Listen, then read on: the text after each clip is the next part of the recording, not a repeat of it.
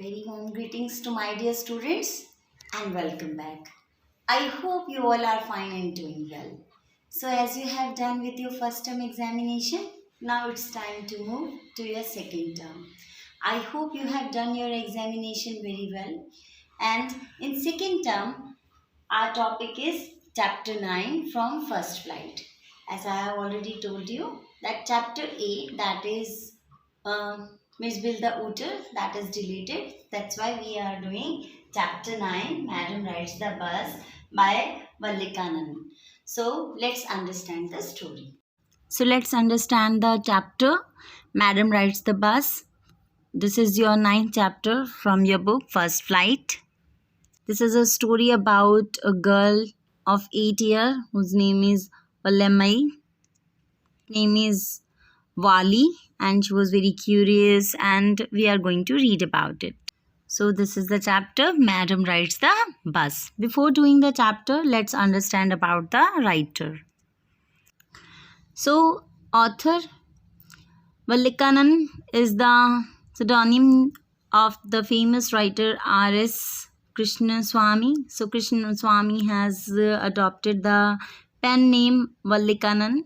His full name is R.S. Krishnaswamy, who has written this story. He was born in a village near Tirunvalli in Tamil Nadu on 12th November 1920 and died on 9 November 2006.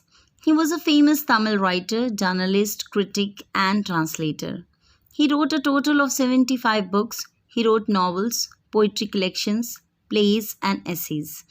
He was awarded the Sahitya Akademi Award in 1978 for his critical works on modern Tamil poetry. So, very famous in Tamilian literature. So, now let's move to the story. This is a story about the first bus journey of an 8-year-old girl. Her name is Vallakamai. Valayami, that she is also called Wali for short. She was curious girl. She wanted to know many things. She did not have playmates of her own age. Her favorite pastime was standing in the front doorway of her house to see what was happening outside. So these are the opening line as well for this chapter. Now let's understand this chapter. Madam rides the bus. Okay. So before you read in this sensitive story, an 8-year-old girl's first bus journey into the world outside her village is also her induction into the mystery of life and death. So how she came to know about the meaning of life and death, it is also in this story. She sees the gap between our knowing that there is death and our understanding of it. So we know that death is a very knowing phenomena, and how we could understand, so how this girl understands it, we could see in this story. So let's understand this story. So this is the part 1 at the page of your book First Flight, page number 117, part 1. There was a girl named Vallikamai who was called Wali for short. Her full name was Valiammai, and she was known as Wali. Nickname was Wali. Valiammai's short name was Wali.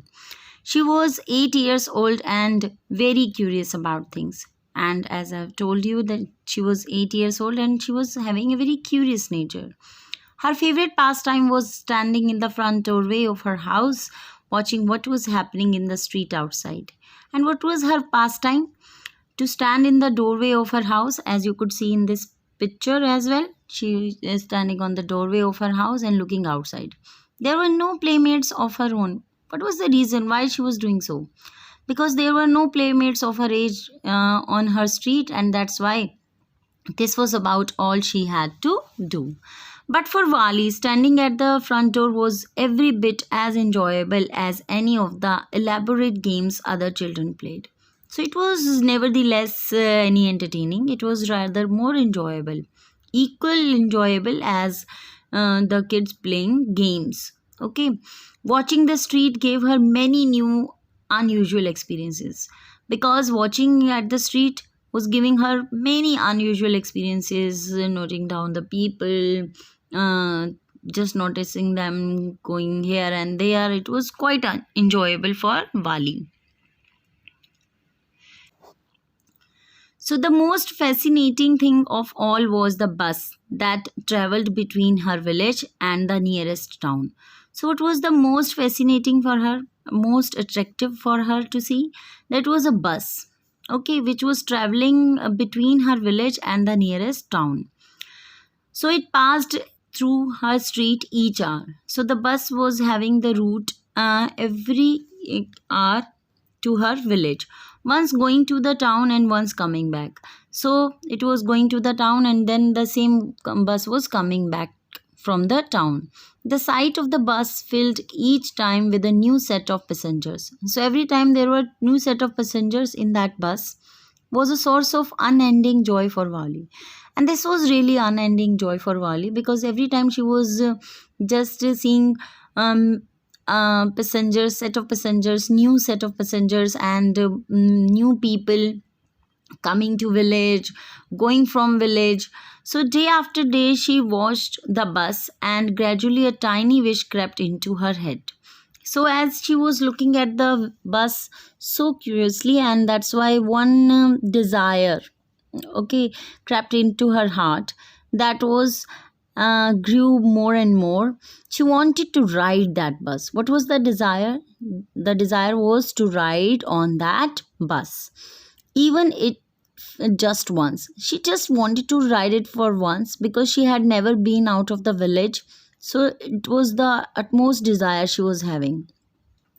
This wish became stronger and stronger until it was an overwhelming desire. Now it was longing. The desire turned into longing. So now she was not only desiring, she was longing to do one bus journey. Wali would stare wistfully at the people who got on or off the bus when it stopped at the street corner. She always, okay, longingly watching at the people, looking at them when they were boarding the bus, when they are coming out of the bus, okay. And she was so mesmerized by all these things. So their faces would kindle in her longings, dreams, and hopes. And watching their faces boarding the bus and coming out of the bus was just set alighting her feelings to ride a bus. And also just alighting her longings, dreams, and all that. So Wali would be curious to do this bus journey. So, if one of her friends happened to ride the bus and tried to describe the sights of the town to her, Wali would be too jealous to listen and would shout in English, proud, proud. So, whenever any friend of her has been to any bus journey or have been to town and they were describing about their bus journey, Wali was too jealous to listen to their stories and would just reply saying, proud, proud. Neither she nor her friends really understand. Actually, they didn't know about the meaning of proud, proud, where to say it. Okay, they were using it as an expression of disapproval. So, for them, the meaning of the word, but they used it often as the slag expression of disapproval. So, it was often used by them as the slag expression of, means that was just informal, like, or often used as in the uh, close group as the disapproval for something. So, when they were disapproving, they were just saying proud, proud. Over many days and months, Wali listened carefully to conversations between her neighbors and people who regularly used the bus. So, what she was doing to have bus journey, she was collecting the information. How she was collecting the information? She just listening very carefully to the conversation between her neighbors and the people who went to the bus journey or to the town, and she also asked a few discreet questions and she carefully asked the questions, and she was in this way gathering the information. So how channelized her desire was, and then she was collecting all the information to fulfill her desire. And she also asked a few discreet questions here and there. This way she picked up various small details about the bus journey. Now she came to know a good deal of bus journey. The town was 6 miles from her village. First was that she came to know about the distance, that the town was 6 miles, which was really informative. The fare was 30 paisa one way, and she need to pay a fare of 30 paisa for one side, which is almost nothing at all. She heard one well dressed man say. So, one well dressed man who was maybe having any good post. So, for him, it was nothing, but for a child of 8 years, and that time when the story was written, so it was a really big amount of money for a child. Okay, but to Wali, who scarcely saw that much money from one month to the next, so she was not able to see this much money to one month or to the next, so it seemed a fortune. So it was like a big deal of money for her. It was like a fortune for her. The trip to the town took 45 minutes. The other information she got was that to be to the town, it would take 45 minutes. On reaching town, if she stayed in her seat and paid another 30 paisa, she would return home on the same bus. And she get the information also that if she would sit in the same bus and she would just pay another 30 paisa, then she could easily return to the home with the same bus. So means she never bothered herself to change the bus or change the route or whatever. She would remain in the same bus and could easily come back to home. This meant that she could take the 1 o'clock afternoon bus. Now she calculated that what time she could catch the bus. So she need to take the bus at 1 o'clock afternoon bus, reach the town at 1:45, and then she would reach the town at 1:45 because the bus would take 45 minutes of journey, and be back home by about 2:45, and she would return back about 2:45. She calculated all the things very nicely, and on went her thoughts as she calculated and recalculated, planned and replanned, and in this way she planned and replanned her journey so well. These are the oral comprehension check related to this part. What was Wali's favorite pastime, and what was the source of unending joy for Wali? What was her strongest desire? Third is, what did Wali find out about the bus journey? How did she find out these details? And fourth is, what do you think Wali was planning to do? So all answers are there in this chapter. If you have just understood the part 1 very clearly, so you are able to find out the question answers. So let's move to part 2. Well, one fine spring day, the afternoon bus was just on the point of leaving the village. Now, as she was having the utmost desire to ride the bus, so this was the time when she just decided to ride the bus. It was the spring season afternoon, and the bus was about to leave the village at 1 o'clock and turning into the main highway when a small voice was heard shouting. And there was a small voice, that was a girl's voice, that was the sound of Wally. And it was saying, "Stop the bus, stop the bus." And the tiny hand was raised commandingly. And she was raising the hand commandingly to stop the bus. The bus slowed down to the crawl and it halted. And the conductor, sticking his head out of the door, said, and it just peeped out from the door and asked, "Hurry then, tell whosoever it is to come quickly." Whosoever wanted to come, just ask them to come quickly. "It's me," shouted Wali. She said, "It's me who wants to come in. I am the one who has to got on." So she wanted to have. So she said that I am the one who has to get on. I wanted to board this bus. But now the bus had come to a stop. Now the bus was coming to a stop. And the conductor said, "Oh, really? You didn't say so, but you had never informed us earlier when we were halting it." "Yes, I simply have to go to the town." So she said that I need to go to the town, said Wali. Still standing outside the bus. She was still outside the bus. "And there is my money." And before boarding the bus, she offered the money to the conductor. So, how firm she was and how confident she was, we can really easily get from these lines. She showed him some coins, that was the bus fare. Okay, okay, but first you must get on the bus. So the conductor replied that, okay, all right, but first board the bus, madam. And he stretched out a hand to help her up.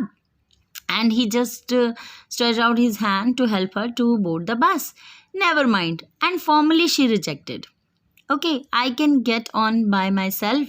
You don't have to help me. She very confidently replied that she didn't need any help of the conductor to board the bus. She could herself board the bus. How confident she was. The conductor was a jolly sort, fond of joking. But the conductor was a jolly fellow who was fond of joking as well. So he just take it very lightly and replied, "Oh, please don't be angry with me, my fine madam."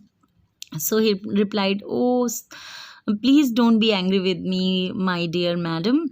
He said, "Here, have a seat right up there in front. Everybody move aside, please. Make way for madam." So he jokingly said to everyone that please move aside, please make a way because the madam is about to board the bus. So it was the slack time of the day, means the time when there was no much activities. So that is called slack time. Okay, because it was afternoon, 1 o'clock, and there were only 6 or 7 passengers on the bus. They were all looking at Vali and laughing with the conductor. So they were all looking at Vali as she was and in the she was just coming in the bus, and they started laughing along with the conductor. Wally was overcome with the shyness, but Wally was so confident. She quickly overcome with the shyness and avoiding everyone's eyes, she walked quickly to an empty seat and settled down. And then she sat down there. "May we start now, madam?" Then the conductor again smiling and asked her permission to start the bus. So as you can see in the picture that he jokingly start asking Wally to start the bus. Then he blew his whistle twice and the bus moved forward with a roar. And then the engine started and the bus was moving forward. It was a new bus. Then she noticed each and everything in the bus first.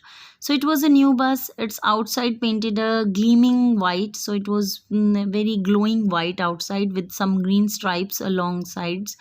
And inside the overhead bars, stone like silver because it was new. So overhead bars were of silver. Directly in front of Ali, so above the windshields, there was a beautiful clock. So there was also a very beautiful clock hanging in above the windshields. The seats were soft and luxurious because it was new bus, so the seats were very soft and luxurious. Wali devoured everything with her eyes. She was enjoying having the feel of everything in this bus. But when she started to look outside, she found her view cut off by a canvas blind that covered the lower part of her window. So when she started looking outside, she noticed that there was a uh, canvas which was covering the lower part of the window. So she stood up on the seat and peered over the blind, and she started peeping by standing there over to that blind. The bus was now going along the bank of a canal. The road was very narrow because it was a narrow bridge. So, on one side there was the canal, and beyond it, palm trees, grassland, distant mountains, and the blue sky. So, the scene outside was breathtaking. It was so beautiful, full of greenery. One side canal, the other side grasslands, and it was so mesmerizing. On the other side was a deep ditch, and then acres and acres of green fields, green as far as the eye could see, because it was spring season, so there was lots of greenery outside. Oh, it was also wonderful. And she was just thinking that, wow, it was so wonderful. Okay. Oh, it was also wonderful. Suddenly, she was startled by a voice. Suddenly, she was interjected or interrupted by a voice. Listen, child, said the voice. You should not stand like that. Sit down. So somebody interrupted her thoughts by saying that, hey, girl, you should sit down. You should not stand up in a moving bus. Sitting down, she looked to see who had spoken. When she settled herself down, she just looked who was speaking. It was an elderly man who had honestly been concerned for her. So it was an elderly man who was sitting aside. So he was genuinely concerned about her safety, but she was annoyed. But she was so irritated and angry by his attention because it was her own leisure time, her own bus journey without any interruption of anyone. So that's why she was angry that how dare this man could interrupt me. There is nobody here who is a child, she said hotly. She said very proudly that whom you are calling a child. I am not a child anymore. I have paid my 30 paisa like everyone else. And moreover, she declared that she had also paid the money. So whatever she wanted to do, she could do. So the conductor chimed in. So he just came smiling and said, oh, sir, but this is a very grown up madam. Again, he started joking around by calling her madam again. Do you think a mere girl could pay her own fare? So, do you really think that a girl could pay her fare and travel to the city all alone? And could travel to the city by herself? Wali shot an angry glance at the conductor and said, I'm not a madam.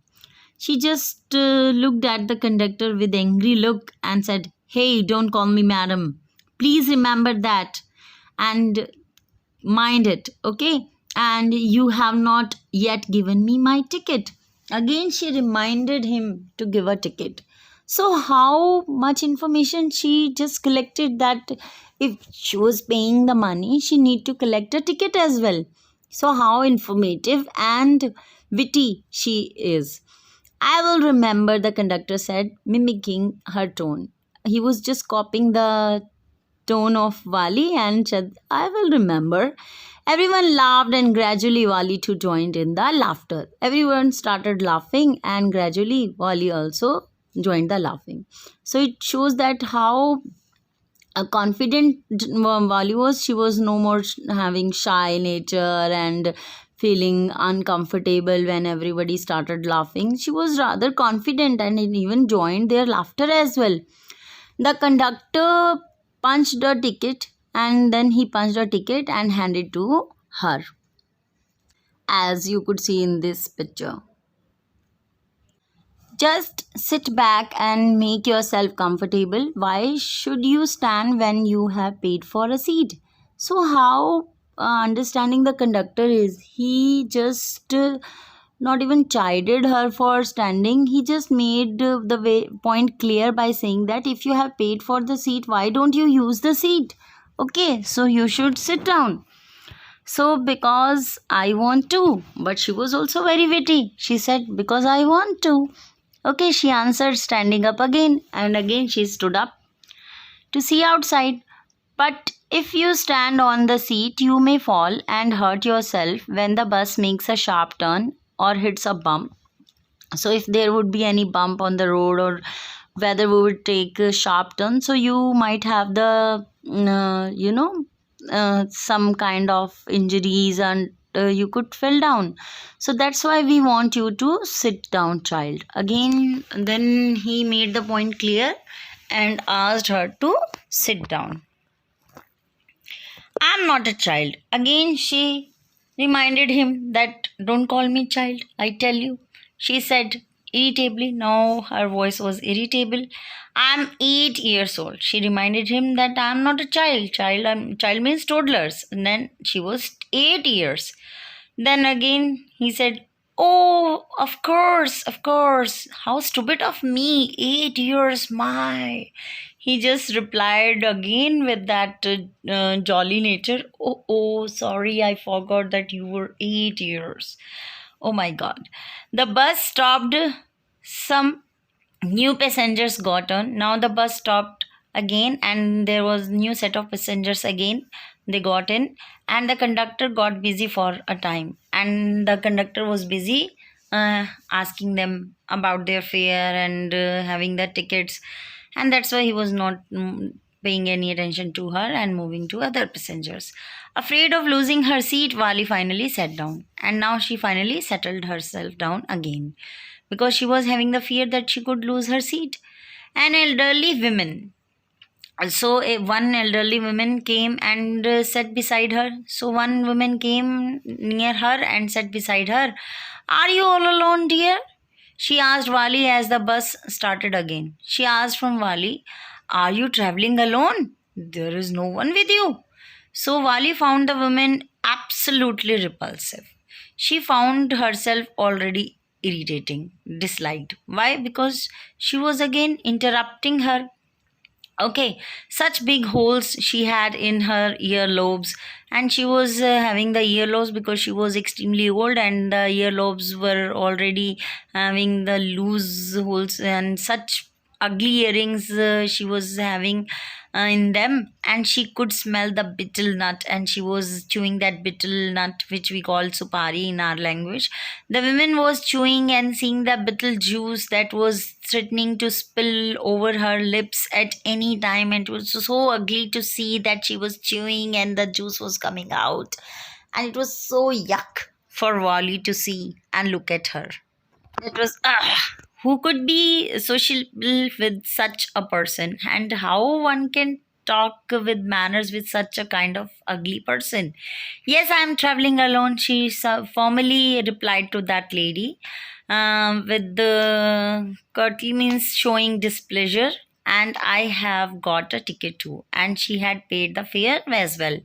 Yes, she has on her way to town, said the conductor. Now the conductor again interrupted by saying that yes, she is traveling to the town with a 30 paisa ticket. Also, she paid that ticket.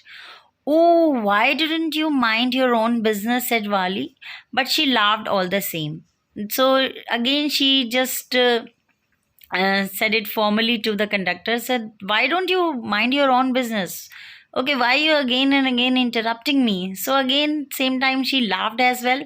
So this line shows that now both have understood each other. Like the conductor understood the child's nature, and the child was also enjoying talking to the conductor. They were comfortable talking to each other. So she smiled as well, and the conductor laughed too.